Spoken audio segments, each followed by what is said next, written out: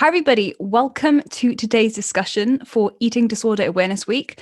This conversation will primarily focus on eating disorder awareness, and our individuals are all going to share their individual journeys and experiences, and we're just going to have a really nice in-depth conversation to raise awareness, to discuss our experiences, and hopefully shed some light on the conversation. But before we delve into the chat, I would like to apply a brief trigger warning. Despite the importance of bringing light to this topic, it is extremely sensitive, so please be wary, and specifically, if you're in a more vulnerable mindset or a fragile mindset, just be wary that this conversation we are going to discuss about eating disorders. Yeah, absolutely. So we're going to go straight into it. First of all, I would like to introduce you to our guests. So I'm going to go around and everyone's going to have a little brief introduction about themselves and also a brief outline about their eating disorder experience. So who am I going to pick on first? I'm going to go chronologically through the screen. So George, who are you and what is your story? Hello, everybody. My name is George Mycock. I am the founder of MyoMinds and the host of the MyoMinds podcast, hence the posh mic. At MyoMinds, we look to demystify mental health and make sharing mainstream in the exercising community. So we work within fitness and within sports. Two ways in which we do that. First of all, we work in research. So we work with different universities on different projects. And I'm hoping to talk a little bit about one of the ones we're working on at the moment later on in this show. I also work alongside First Steps ED, which are an eating disorder charity, and I teach professionals across the UK about athlete and exercise and mental health. So hopefully I can provide some stuff there. And I also have my own lived experience with eating disorders. I had a spinal injury when I was younger playing rugby, and that led to anorexia through the sudden weight gain that I had in the body image issues. And eventually that moved into what I now recognize as a muscularity oriented form of disordered eating, which is very underrepresented. And hopefully I'll talk a bit more about that today.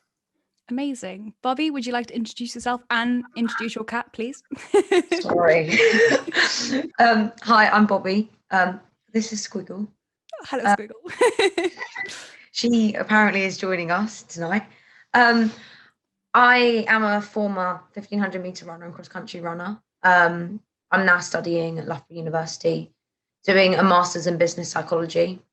My undergrad was in psychology, and I have had a lot of experience of disordered eating, which I think is a little bit different. And then I've had a lot of experience of being surrounded by people who have eating disorders or are kind of in the grips of struggling with food, which massively reflected on my performance and my body image and what I thought about myself and the people around me. So mine's kind of from an internal and external perspective, yeah. I suppose. Okay, thank you. Jane, would you like to introduce yourself? Yeah, I'm Joan Lisbet. I was a former Scottish Commonwealth high jumper. Feels like many years ago now. I feel so old. But I struggled throughout my entire career with eating disorder, going between bulimia and anorexia over the period of time. Obviously, being a high jumper, it's a very weight orientated sport. So like Bobby, was surrounded by other people also going through disordered eating or having an eating disorder.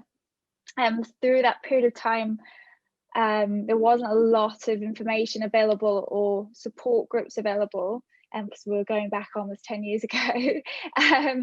So I took it upon myself when I retired from sport to sort of write a self-help book for others on the recovery process of bulimia specifically, but I wrote it up to the point of the final of Commonwealth Games, where I felt like I found my freedom, and it was more of a defining point of actually overcoming this and getting back to a point where I could compete again at an elite level, as kind of like a book of hope and inspiration that you can get back to there. Absolutely. So that is my story. Thank you. Pippa, would you like to share yourself? Would you like to introduce yourself? Sure. So I'm Pippa. Like Jane, I think we competed at the same Commonwealths, maybe. And I'm a middle distance runner and cross country runner. And also, like Jane, I recently took it upon myself during the lockdown to write about my experiences with overtraining and undereating, which actually started when I was on a university scholarship in America. And I now have a resource called Athletes in Balance, which offers mentoring to other athletes struggling with relative energy deficiency. And I still run, and I also work full-time for the National Trust, and I'm doing a master's in positive psychology and coaching psychology, which I hope to use in my mentoring and coaching. Fantastic. Rhiannon, would you like to introduce yourself? Yeah, thank you. So I'm Rhiannon, current Welsh international 400 metre runner. Currently also working full-time for Welsh Athletics as the head of competition and play hockey at a national level as well. So I'm kind of here to talk about my experiences of an eating disorder when I was younger. So I used to be a sort of an 800, 1500 cross-country runner when I was younger, and I've just got lazier as I've got older, really. My experience is very much not just sport related, but also culturally related, I believe, through being at an all-girls boarding school for a very long time, and also sort of the longer term effects, not physically, but mentally. It still has, I believe, that having experienced that, I still kind of revert to potentially disordered eating, probably short term, I say, sort of not binging, but then sort of thinking negatively about my body image still to this point, having suffered the eating disorder probably about 15 years ago now. So more around the long-term effects of it for myself, really. Okay. And lastly, Kadina, would you like to introduce yourself? Hi, yeah, I'm Kadina Cox, current Paralympic champion in the 400 meters. I also cycle. My experiences with disordered eating, more so, I mean, there was always traits there, but I think more so after becoming disabled, because I spent a lot of time bedbound when I was first diagnosed, and put on a lot of weight, and then kind of, yeah, really struggled with body image, and kind of the closer to competitions I got, the more I began to suffer with, the disordered eating. Okay. And I'd like to introduce myself as well. I completely forgot about that. My name is Lara Becker. I am the founder of the Keep Smiling podcast. I'm a sports student based in Cardiff.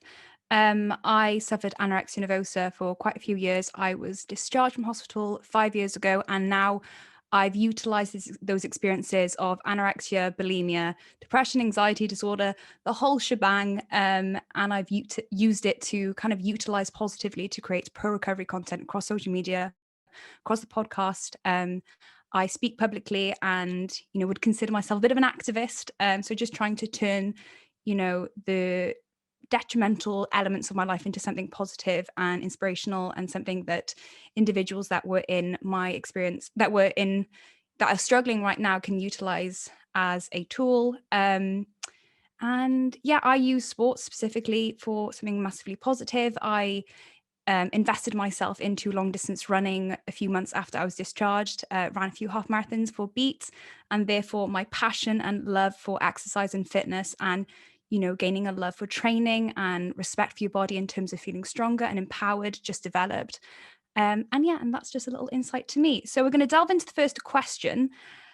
So what support did you have from your friends, from your family, from your coach when you're going through this time? I know, Pippa, you've mentioned briefly that, you've had experiences with this type of thing, would like to, put your opinion upon it. So what is your experience with, support from coaches, from friends, from family when you were going through this difficult period? Yeah, so my disordered eating experience all began when I was on a university scholarship abroad in America. And obviously I was, 5,000 miles away from my family and my home coach, who had known me since I was about 11. And I was being coached by a completely different coach in America. And this particular coach didn't really have any involvement with the nutrition or psychological side of things. It was purely just coaching. So I think it was very easy for me to hide the behaviours, not just from myself, but also from the support structures I'd had back at home. So it was only really until I went home at Christmas on the first term that people that I was close to started to notice I'd lost a lot of weight. And even then, I don't really think they noticed the restrictive behaviours I'd started to develop around food. And it was quite easy really to disguise it as just being an elite athlete and training a lot and watching my diet. So I think it's really, really important to try and maintain some form of close support structure, even if you're traveling far away, or to just try and build some new support structures wherever you are, because I think they would have seriously helped me out much sooner if I'd been closer in proximity to them. Absolutely. Would anyone like to add anything in terms of, the support system, the elements that they got? Did they receive any, adequate things that, they'd like to share? I can talk if no one else is up for it just now. We're still warming up. Yeah, I have a kind of different experience, because so my eating disorder mainly started out as anorexia, and it was after I got injured playing rugby. And I gained a lot of weight because I had to wait a long time for a surgery.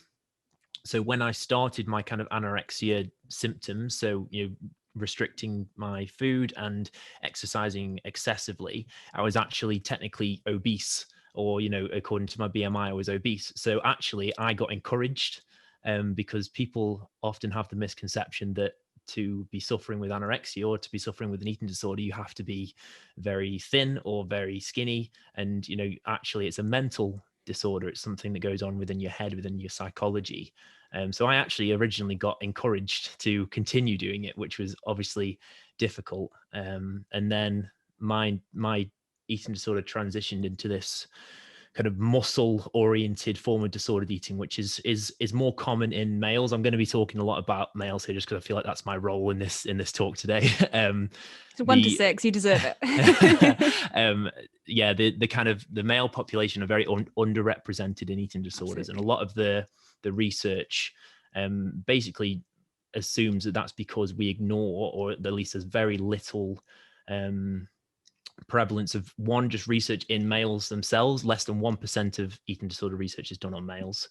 And 2, one of the more common forms of male disordered eating is this muscle orientated. So instead of trying to lose weight or whatever it is that this person's doing with their eating disorder, the goal of muscle orientated is trying to become more muscular, trying to be bigger and also lean, which are actually very contrasting goals, really, because to be bigger you have to eat more food, and to get leaner you have to eat less food. So often you have this kind of dichotomy in your head and not really understanding what to do, and that leads to all sorts of symptoms. So getting help is incredibly difficult, because nobody, even the people whose jobs it is to learn about it, haven't done enough yet to start actually getting there. And it's a difficult thing.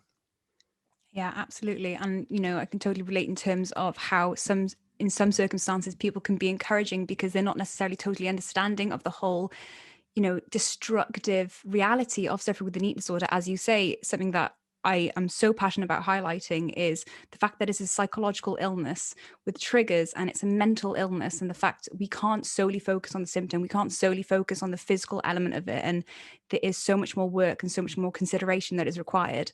Bobby, did you have any, experiences in terms of support when you were going through your difficult experiences? I was just about to say, to further George's point as well, like the athlete label is really dangerous. Yeah. People expect, so if you're an athlete, particularly with me and the people I'm surrounded by, if you have friends who aren't athletes, if you say, oh, I only eat such and such, or they almost accept it. Things that are very easily accepted because it goes under this athlete umbrella, because they think, I don't understand, I'm not an athlete myself. That must be what they do.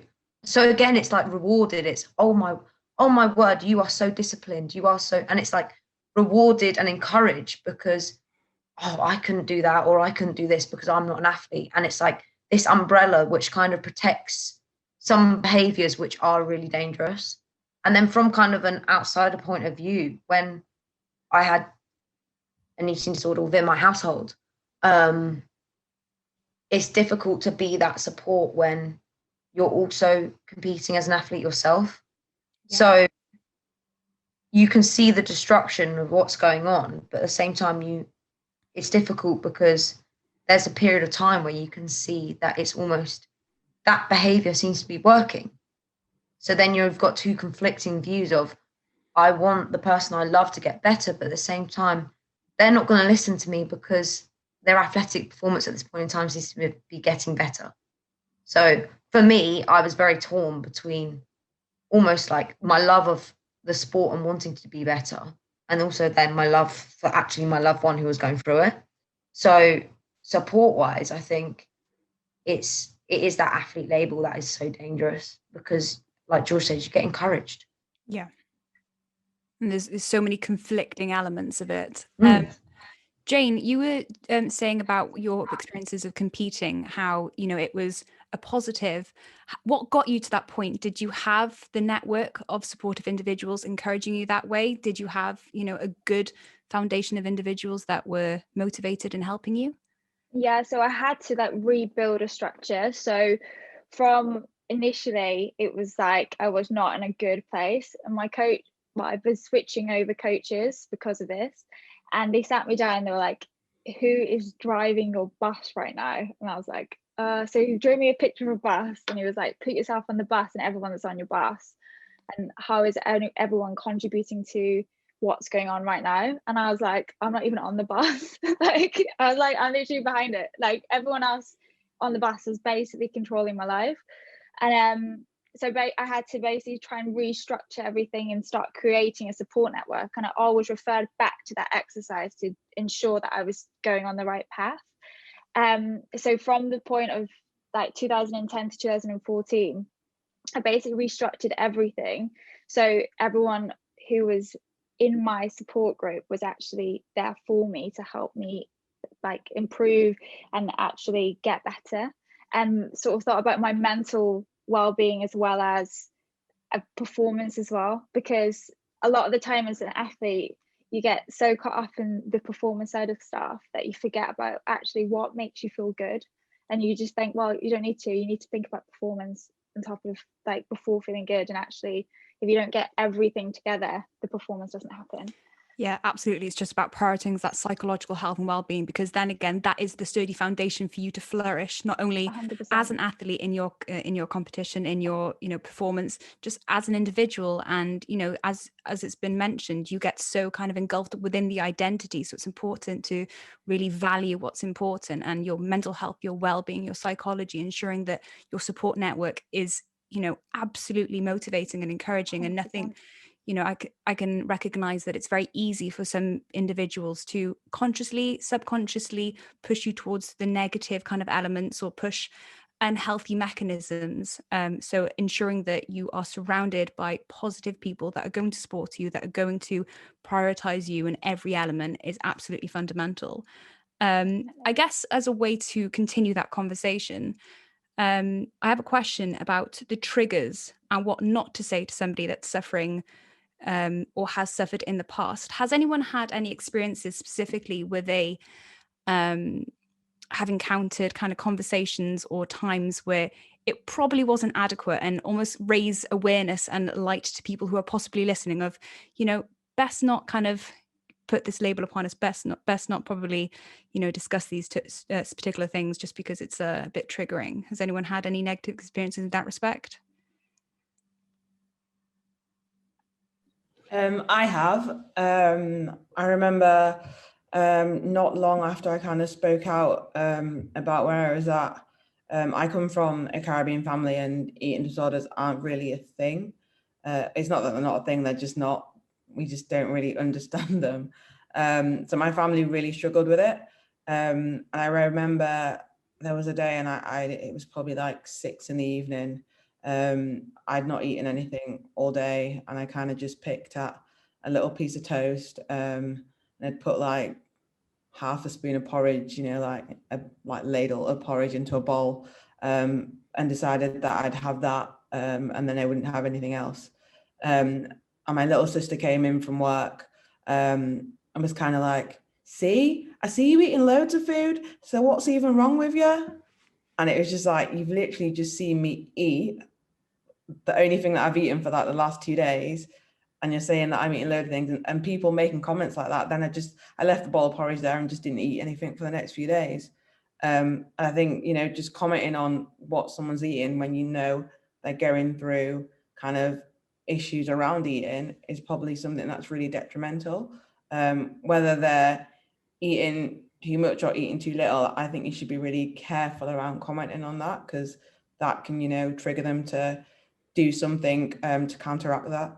Yeah, it's almost the lack of education can sometimes cause them to say something which, you know, may not be intentionally triggering, but, you know, somebody that's very, very fragile and very vulnerable within the eating disorder mindset, you can have that piece of information put forward to you, and then that's your week gone, that's your day gone, you know, that's your mental health totally affected, because the huge impact that we can have and how we kind of take this information. And sometimes we can go into this such self-destructive mode. So, you know, ensuring that the conversations regarding eating disorders and ensuring that the people that, you know, are discussing with us are very much understanding and sympathetic and empathetic towards the true psychology behind it is absolutely fundamental also.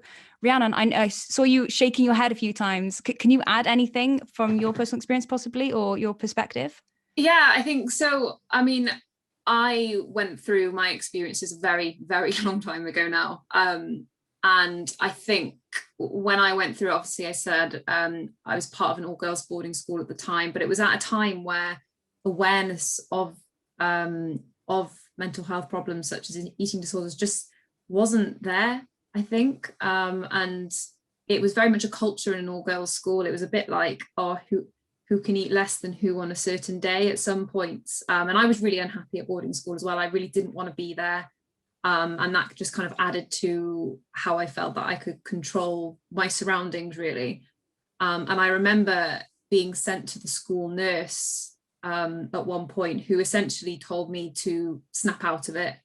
And that was their way of dealing with it, which is essentially, it's not particularly helpful when, you know, to me, I'm in an environment that I'm really not comfortable in. I've been there for quite a while as well.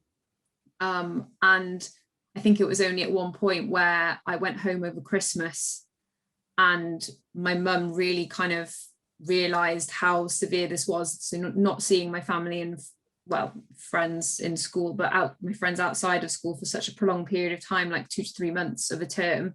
It's only when you go home and see them face to face that actually, you know, they realize how severe the issue is and how ill-equipped they were to deal with it. And yeah, as I said, I just don't think, you know, which is, it's great that eating disorder awareness week is now a thing, just to kind of build that understanding. But for me, when I was younger, it certainly wasn't there and certainly wasn't spoken about enough. And, you know, people's way of dealing with it, from my experience, was just to sort of, again, similar with Kadina, tell you to just eat more or tell you to stop doing that and snap out of it. And it's, you know, it goes a lot deeper than that, doesn't it, really? Yeah, it's not just the simplicity of that relationship with food. There's so many more underlying complexities involved with the eating disorder, and everyone is so unique. Everyone's experience is so individual. So it's just about totally respecting that. I've also had comments, you know, regarding weight, and I know I was refused treatment because my weight wasn't considered low enough from the organization that I was receiving treatment from, and therefore, you know, at that time, I was in a very devastating area within my anorexia nervosa, whereas I took that information as motivation and as fuel to pursue my eating disorder, because I needed to be better because I wasn't good enough. And I was already so intoxicated with the voice of anorexia, and I almost lost my identity. And I feel like that's something that can really truly happen. You become anorexic, you lose Lara, you lose your true self, and you become so invested with this eating disorder because it just becomes so chronic and, you know, destructive. And in terms of weight, that was something that was really difficult because I went to hospital and I wasn't considered low enough to receive treatment. So then fast forward a few months, and a few months within, you know, an eating disorder that's really taking over can really change things. And the next time I was in hospital was after I had to fly on an emergency flight home from a 2-week holiday from France, which was actually a 3-day holiday. I was flown straight home into hospital, and they were saying that, my heart should stop. Whereas, originally I was discriminated because my weight wasn't considered low enough. So it's just a whole, spectrum of complexities which need to be appreciated.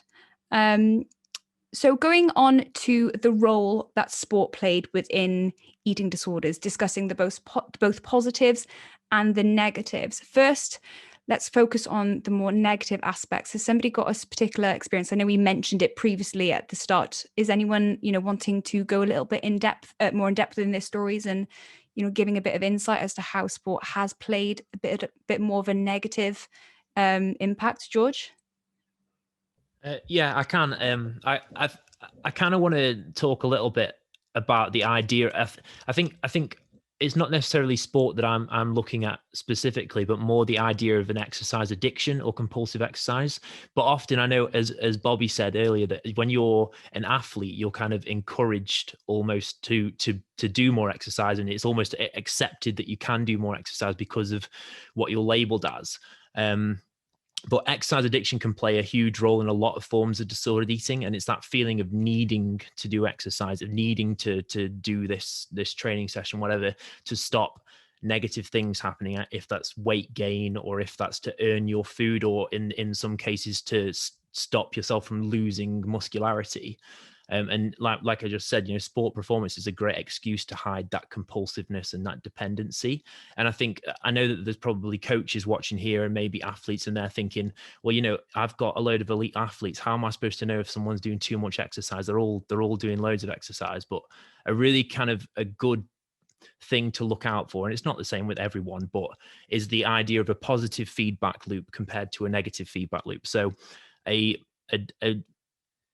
usually kind of positive way of thinking about exercise is this positive feedback loop. So I want to do more exercise because I know that it helps me perform well. I know that I feel good afterwards. I know that, I can do it with my teammates and I enjoy myself. That's a positive feedback loop. Where it can become more dangerous is if you start catching your athletes or friends or whoever it is talking about, I need to do this exercise so that I don't get the negative benefits, so I don't get dropped from the team. I need to do this so that that I don't gain weight. I need to do this because I ate this thing. I need to do it because of blah, blah, blah, blah. That's the thing you kind of need to look out for. That's one of the big signs that I think, it's just something to take from this talk that you can maybe apply if you are someone who is a coach or is worried about one of your friends. Absolutely. Pippa, when you were starting and introduced yourself, you discussed about your experience. Could you possibly go into a bit more in depth about that and, discuss about how it almost played a bit more of a negative role in the eating disorder side of things?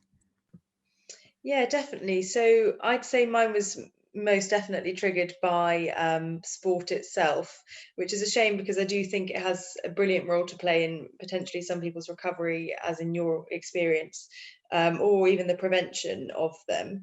But I think the desire for me to fit the mold of being an elite distance runner was what triggered my restrictive eating, simply because that's the expectation. We're supposed to look lean and eat healthily, and it was such a shame because I was already on a pretty healthy eating plan, and I think it's tricky because one trigger for me was that my coach in America would only really order uniform that was a size small, which says a lot really about the attitude over there, or the attitude in that particular institution was just that we should all be a uniform standard size despite our height differences or our weight differences. So that only furthered the desire to be a particular weight. And then I think once you get started on that cycle and you're starting to see the results, it's incredibly difficult to get yourself off that train by yourself without proper support. So but then in the recovery stages, I certainly used sport as a motivator to get strong and healthy and be able to compete again. So there are definitely two sides to it. I can totally relate when you say there's two sides. It's just the way that you approach it rather than it being an addictive, or a deprivational kind of tool to invest within the eating disorder, but also it can be that motivating. I know for me, I was on bedbound for so long, so my dream was to be able to move again. And, you know, even taking my newly adopted greyhounds around a walk around the park was the most exciting thing. And I was like, oh my goodness, imagine if I could do this more. So, you know, the more weight I gained, the healthier my mindset got. It was that motivation. Does anyone else have a positive kind of experience that they'd like to share, and how, you know, sport has been a motivator in, you know, inspiring recovery? Yeah, Jane? Yeah. Like for me, like it had its negative effects, and that's probably the main reason why everything happened in the first place. But actually, for me, it was like I utilized sport as this thing to come back and refine myself. And I sort of used like the Commonwealth Games. It was like a home game to me because I'm Scottish, and I was like, I've got to get back, I've got to recover. Like this has got to be the pinnacle point for me, because I don't want to just like give up my career, which I had like basically quit the sport 4 years earlier, because I was like, I can't do this. And I was like, I want to prove everyone wrong that like I'm not a waste of space. And like that's what I utilize sport in that element to come back. Amazing. Yeah. Bobby, would you like to add something there as well? Yeah, I completely agree with what Jane's saying. So for me to just stay in one piece, I had to sort myself out. And for me to run, I had to be in one piece. So I just slowly pieced together the puzzle that actually the thing that pretty much completely broke me would kind of be the thing that actually got me to, like, gave me the kick up the bum to sort myself out. Because ultimately, I was trying to find out who I was without running. And then I realized, okay, I'm pretty cool. But with running, like, I actually feel really who I am. I really feel like I was meant to do that as an activity. Not necessarily it is me, but I am meant to run. And I suddenly realized that I needed to sort out my mindset, sort out the way I was approaching food, what I was doing, and just be more structured around like happiness. Like, and to be running helps me mentally. And okay, it put me in that hole, but it also helped me get out. And I had to actually sort myself out to be able to run.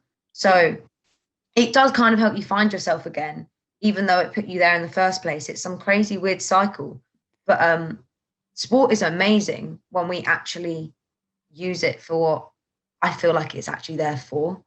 Absolutely. When it, like, sport is the catalyst for putting yourself in a horrible mindset. But yeah, to get out, when I realized, to be able to do this, I actually need to sort myself out because I want to run. And I feel like for a lot of people, when you realize that the hole you're in, there's no way you're going to be able to do what you want to do if you don't. Sport's the best way out. It's almost a motivator, a sense of purpose. Kadina, would you like to add something onto that? Because I know you discussed about your story and how, you know, has that sport role played within, you know, your journey? Yeah, it's been super up and down for me and still is. I kind of got ill the end of 2014. So kind of a year and a half before, 2 years, somewhere around there, before the Paralympics. But I put on loads of weight, and initially I was just like, you know, I just need to get moving and I'll lose some weight. And I didn't really think too much of it. And then I went to my first World Championships, won that. And then I was like, okay, like Rio's like really on. And then unfortunately my classification in my sport changed. And there was a point where I thought about changing events and had suggested changing events. And I was told to go away and lose weight and get better at the event that I did. And that just kind of threw me into this world of thinking that I needed to lose weight to be better at what I did, which is what I did in the lead up to Rio. And then you have that kind of point where the negativity then brings you success. And I was very successful in Rio. So then, you know, you move forward 3 years and I'm at a point where I'm practically not eating. And I just know I'm mentally just not, I'm just broken. So then I kind of thought, well, you know, actually to be able to be good at what I do, and you know, to show the world that I can do it. I want to defend my title this year, was last year. I need to be in a healthier place, and I need to be happier mentally. And it's taken a while, and it's still kind of a learning process that I'm going through.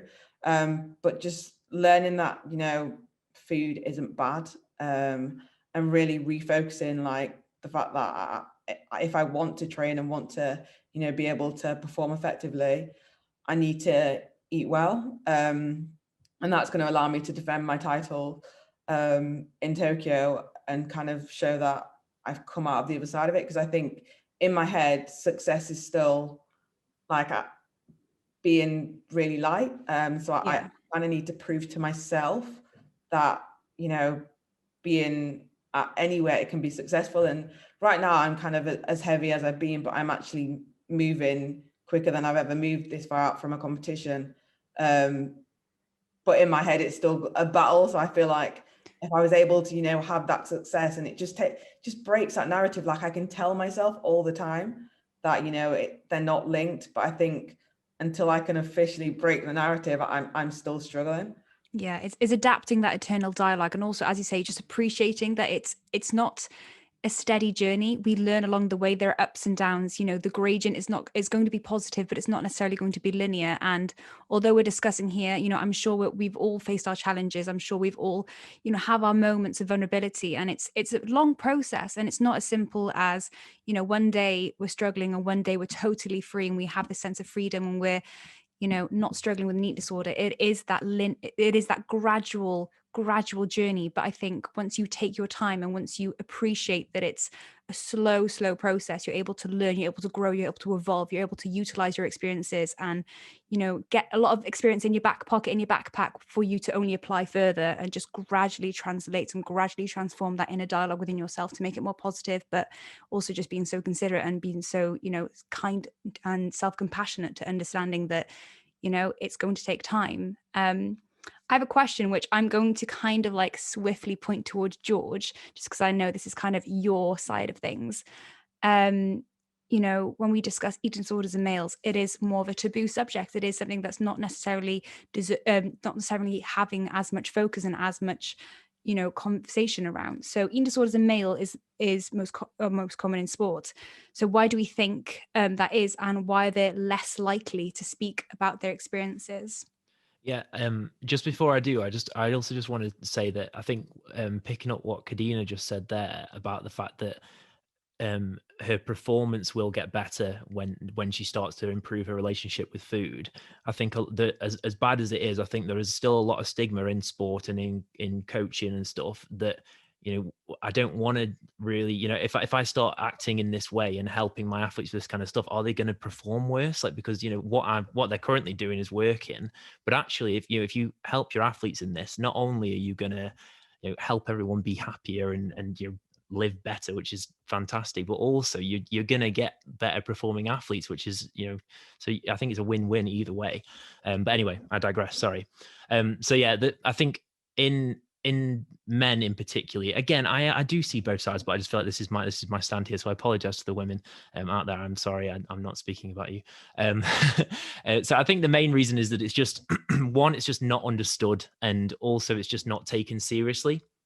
I mentioned earlier that, you know, less than 1% of research in eating disorders is done on men. And the research that actually does come out, 25% of men in universities engage in some form of binge eating and dieting. Nearly 1/3 engage in some kind of compensatory behavior. So, for example, excessive exercise. And also around 70 to 80% of university men express some form of body dissatisfaction. So they don't like their bodies, which is obviously an incredibly high statistic. You know, so secondly, and I think due to this lack of understanding, as bad as it is, there is a stigma around eating disorders that it is a women's disease or a women's issue. It's not something that men get. And a lot of men, and I myself, when I was younger, when I first kind of was going through anorexia, we don't want to be labeled as not as masculine or not, you know, and it's a scary thought for a lot of guys, is that if I you know, admit to this, then people are going to label me as something that, you know, maybe you don't want to be. So that can be really difficult for guys. And thirdly, I know I've gone on about muscularity oriented disordered eating, but I bet 99% of the people listening to this recording didn't realize that you could have disordered eating that was trying to get bigger and muscular. But it is a thing. It is a part of a lot of guys' psyche. And just quickly, I know I've been speaking for a bit here, but a really good example here is the idea of bulking and cutting. People always talk about bulking and cutting, and I'm not saying that's disordered, but if I imagine everyone who does that resonates with the idea of when you're bulking, and the idea of this diet is you bulk up and you eat more food to get bigger, and then you cut down and you eat less food to shred, in inverted commas, the fat. A lot of people resonate with the idea of when you're bulking up, you maybe feel a bit better about your muscle size or muscle growth, but you think, oh, I'm carrying a bit of extra body fat, and you're dissatisfied in that way. So then you start doing the cutting and you start losing weight. And then you think, oh, I'm a bit leaner, but now you start to think, oh, I'm small, or I'm not building as much muscle, and you're dissatisfied again. And there's that cyclical nature. And it's quite easy to see how that can become disordered when you start to attach your self-worth to the way your body looks. And I do have more, but I feel like I should stop speaking now. So I'm just going to quickly end on the fact that, as Bobby said, I think Bobby said it, the athletes are expected to be doing this kind of stuff. And I think male athletes in particular, because the male ideal body is muscular, lean, shredded, the male athletes who have that ideal body are shown in the media more. They're fetishized, they're shown to be these fantastic creatures, specimens, and the male athletes who aren't quite that are basically taught that they're not as masculine because of that. They're not as important, they're not as deserving of praise, and that can be a real issue, and something that really needs to be addressed, in my opinion. Absolutely. Does anyone else have points regarding this topic that they'd like to pick up on? Yeah, Bobby? Well, I mean, this is kind of something I'm really passionate about as well, but go for it. Don't have women have this huge alarm bell of, if your period stops, there is something wrong. There is really something wrong here. And if you say your period stopped, okay, within sport, it has been, it's been spoken about now, but for a long time it was normalized. Like I've said previously, and I've said so many times before, genuinely, if I'd ever started my period all the way up until, or the whole time I was competing, I'd have been devastated. I'd been absolutely devastated, and I would have gone on some self-destructive, I am too heavy, my body fat's too high kind. It would have been awful had I started my period, but at the same time, I really should have. Men don't have this alarm bell at all, so they can keep going down this path and keep traveling and traveling and traveling, which they don't have the opportunity for maybe someone. Although it is, yes, it's mental, but there is this physical alarm bell that women have. Men don't have that. So they could be in such a bad way before anyone even says, maybe there's something wrong here. And then, like George says, we praise men so much for being muscular, and to the point that if you were sat there and you weren't, are you less of a man? Are you less of an athlete? I have a lot of friends who, outside, they don't compete, they gym, but the gym culture itself is dangerous, with the bulking and cutting, and just I feel like blasé comments are made to men a lot more because it's not considered rude. Often it's considered funny. Blasé comments are so detrimental to women, but the majority of people would think twice, I feel like, and thank goodness they do, but would think twice about commenting on a woman's weight.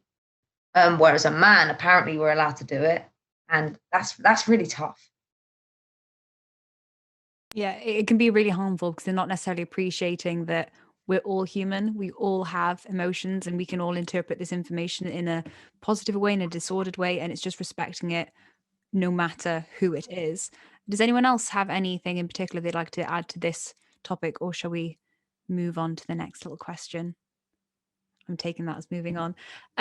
So what would you do then if you were concerned with your teammate, with your friend, with an individual within your close circle that had struggled with an eating disorder? What would you recommend as well, if there was somebody that was struggling, that was, wanting support, or even not necessarily wanting support? What would you feel like would be appropriate to do? Pippa. Shall I jump in? Thank you very much. I was just going to say that by nature, there's a lot of denial wrapped up in this kind of issue. At least there certainly was for me, and I know there is for many others. And I think if someone had confronted me directly, I may have met that with quite a significant amount of defensiveness or resistance, and continued denial. So for me, advising people now, I think it's better, in my opinion, to offer more subtle hints, maybe by way of resources for people to turn to, or just making it clear that you're there to offer support for this, and maybe you've identified that there's a shift in someone's energy, or they're getting injured a bit more, and you've had experience of that, and you could help them raise, awareness of their own issue and seek the help that they might need. Yeah, I think we're all very much understanding of how sometimes there is that denial. We don't want to take that support because we're so invested and we're so kind of stuck away and invested within the eating disorder that when we get an external support or external acknowledgement, it can sometimes be a bit more deprivational. So it's just approaching it in an appropriate way, where it's just demonstrating the consideration, the empathy, the support element, the fact that it's only for them to be able to optimize and flourish. And we want to, those individuals to be in a place where they are healthy. Rhiannon, would you like to add anything at all regarding this topic? Yeah, I think I was in a very similar vein to Pippa. I think if I was confronted with it, I would have been equally as confrontational back. I think it's very important for those who are close to the individual to have that support. I think everyone's different. Everyone will be triggered by something different. We're all in a similar boat where we're all sporty individuals. So we have that common ground around sport and disordered eating within that. But there'll be many who are affected by it where sport is not the trigger. So it's important that the people who understand them give that support. For me, there's still this little voice in the back of my head that says, oh, if you lose a little bit more weight, you might run a quicker 400. And it's the people closest to me who I really listen to. And, it's a kind of a day by day thing, depending on how I feel, what time of the month it is even. But it's very much, I listen to people who are closest to me. I think if I was given advice or support by some more formal advice or support, potentially by someone like a psychologist or something like that, I probably wouldn't listen. And for me, the value, it comes from the support and advice from those who are very close to you. Absolutely. Jane, would you like to add anything? Yeah, so I was actually confronted about it without knowing that. Well, I didn't identify that I did have an eating disorder initially. I was put in the bracket of that's how athletes behave. My parents had just thought, but that's fine, that's how athletes behave, because they had no clue about what an eating disorder was, or would never ever think that your child would go down, be in that position.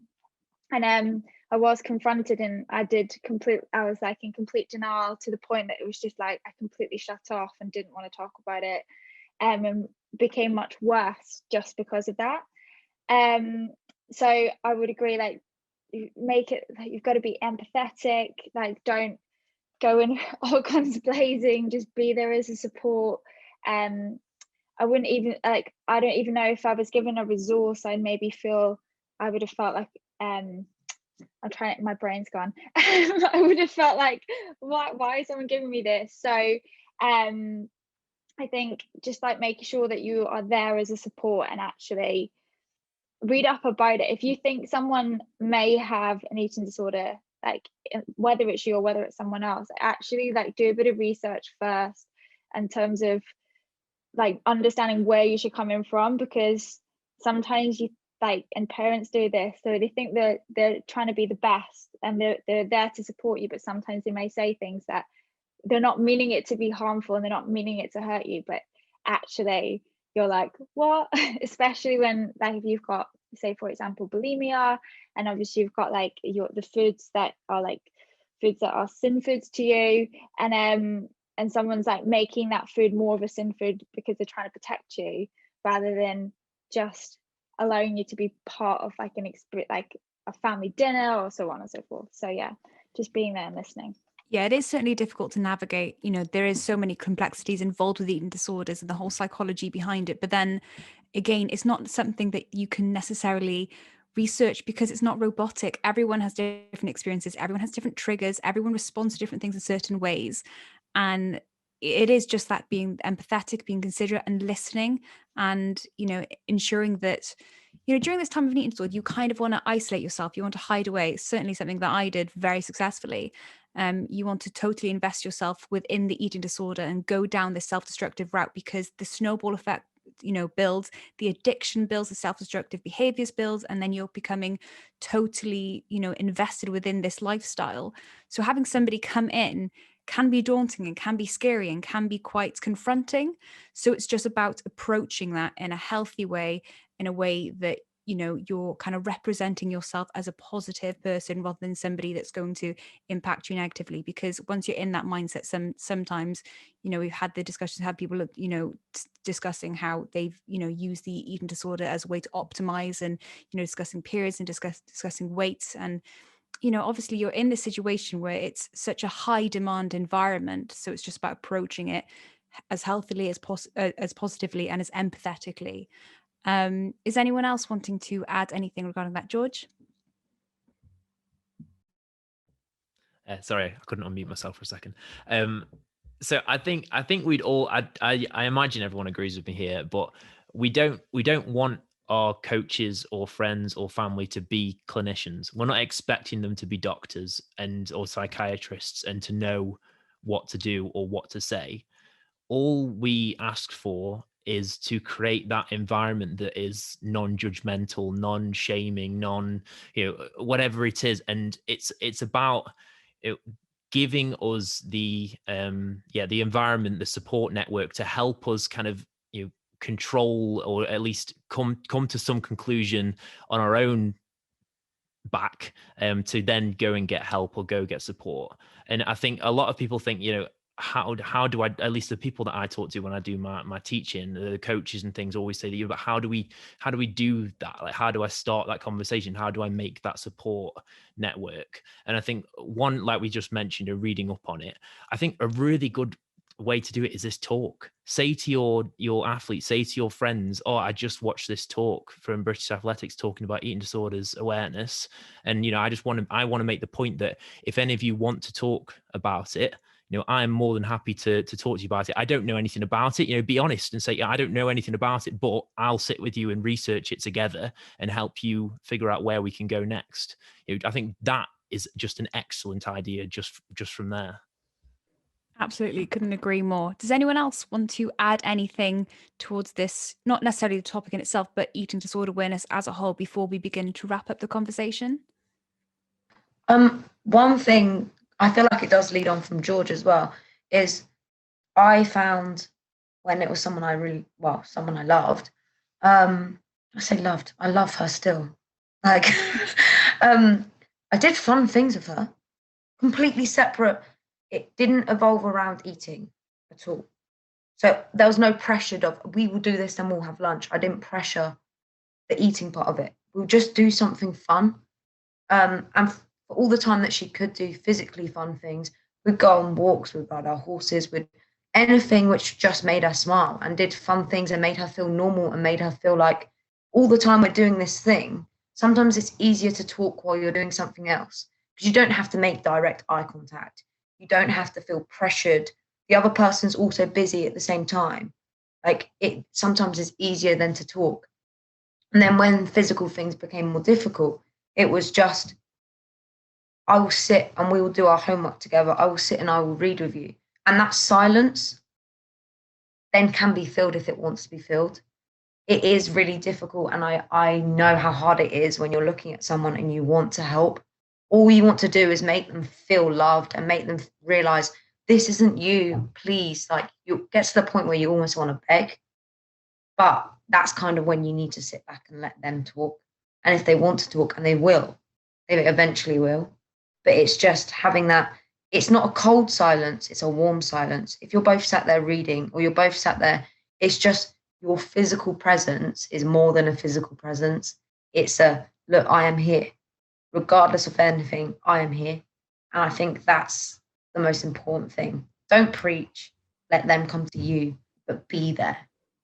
Absolutely. And a question that I've just become inspired from what you've just said there. I'm going to put you guys a little bit on the spot, actually, so do excuse me. What is almost one piece of advice in a sentence, in 2 sentences, in a brief little contextualized little statement that you'd give to somebody if we have a listener now that is having a little bit of an issue, that's struggling a little bit, that, you know, has come to this discussion, this show, this podcast to gain little insight and support? What's the one thing that you'd say to that specific individual? Oh yeah, I'll mention your name and then I'll pick on you. So George, would you like to go first? I would start with try your best to mention it to someone, but in that I do realize that that's scary and that negative things come from that. But when you do mention it to someone, tell them how you want them to respond. Say to your mom, dad, whoever you want to say, I'm about to tell you something that really scares me. And I just want you to say, okay, or I just want you to nod. I don't even want you to give me advice or anything. Can you do that? And then when they say yes, then you know that you're not going to get a bad response either. So I think that's a really good tip for people. Absolutely. Jane, would you like to give a little piece of advice? Yeah, I think something that's really related to eating disorders is the idea that you don't deserve to recover. And I think the one thing I always say is that you do deserve to recover, and you do deserve to like re-find yourself and re-find your life. And always have that in the back of your mind. There is imagine your life and how you want to live it and go for it, because you can get back there. Absolutely. Love it. Pippa, would you like to add anything? Yeah, I'd say that during this experience, for me at least, there were definitely moments when I was tempted to confide in someone or to seek support. And then, that feeling was fleeting and it went away, and it was surpassed by the stronger sort of eating disorder thoughts that kept me in this cycle. So if you can find that moment of bravery or motivation to do something about this, then just seize it and fire off an email or a text, or pick up the phone and give someone a ring, because that could be the moment that changes your life and changes everything. And it's just about seizing it and not letting that slide away. Absolutely. It takes a hell of a lot of internal strength, but once you initiate in that first step, it's so positive, and everything else is just a continuation from that step. Rhiannon, would you like to say anything at all? Yeah, I think my piece of advice would be that those who are close to you, your family, your friends, they will support you through it. They've been there for you since day one, since the year dot. They will have seen you at your best and your worst. So they will continue to support you because they love you for who you are. And also that your recovery, it's not going to be instantaneous, and kind of stick with it and stay strong through it, because it will, you will recover from it. As Jane said, you do deserve to recover from it as well and live your life as you have done previously. Absolutely. Kadina? A bit similar to what Rhiannon just said. Just that there are times when you will have wobbles, and it's okay to have a wobble. Like, don't beat yourself up. Having a wobble doesn't mean you've gone back to square one. You can pick back up and continue. And, if you've got a support network, if you're having a wobble, just reach out to someone that you can be confident in speaking to. And I'm sure they will help you back to a place where you remember that, you are not the eating disorder. Absolutely. And Bobby, would you like to add anything? Although you did say a really lovely little speech beforehand, so if that's kind of it in one, I can totally respect that. Yeah, that's kind of it. Okay. And for me, I don't know, it's just acknowledging that you're not alone, and this time can be extremely challenging, and it can feel very over-consuming and very overwhelming. But as long as you believe in your own strength, as long as you believe in your internal strength, and ensuring that you do it for yourself, ensuring that you are going through this journey, prioritizing your well-being, prioritizing your welfare, and understanding that you are deserving, you are loved, you are supported, and this time is going to be challenging. And nonetheless, the process of recovery is never linear. You grow along the way, you evolve along the way. And the brilliant thing about recovery is the fact that no matter what, you will learn, you will grow, and you will, develop from adversity. You will learn from your challenges, and inevitably you are just going to carry these lessons, these lifelong lessons, which are only going to build resilience that you can then apply into other elements of life. So just have that kindness, have that self-compassion, and understand that you absolutely are not alone. And I would just like to say absolutely thank you so much for everyone for being so open, so honest, so authentic in their discussion. This is a conversation that I hope is only continued. Amazing that we have Eating Disorder Awareness Week. It should be Eating Disorder Awareness every week of the year. How many weeks? 52, 53, whatever one we're on. And I just really respect everyone for taking the time to discuss this to such an incredible platform as well. But before we bring this discussion to a close, I'd like to briefly mention that British Athletics have an active support referral pathway for any athlete in the sport, so where they can self-refer to the Priory, and all of the information and all of the links and support links will be included alongside this discussion.